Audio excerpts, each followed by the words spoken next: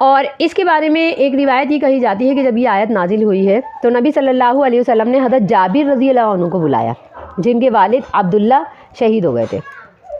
اب آپ صلی اللہ علیہ وسلم نے انہیں بلا کر کے کہا کہ اے جابر، کیا تمہیں معلوم ہے کہ تمہارے والد عبداللہ کے ساتھ کیا سلوک ہوا ہے جب وہ شہید ہوئے ہیں؟ تو جابر رضی اللہ عنہ فرماتے ہیں کہ اللہ اور اللہ کا رسول جانتا ہے۔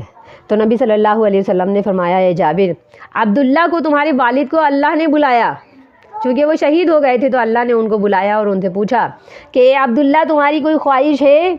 تم کوئی خواہش کرتے ہو میں تمہاری کوئی خواہش پوری کروں؟ تو عبداللہ نے یہ کہا کہ اے اللہ، میری یہ خواہش ہے کہ مجھے دوبارہ زندگی دے اور میں دوبارہ سے دنیا میں جاؤں اور دنیا میں جا کر کے دوبارہ شہید ہوں اور دوبارہ شہادت کی لذت سے آشنا ہوں اور پھر دوبارہ سے تیرے پاس آؤں۔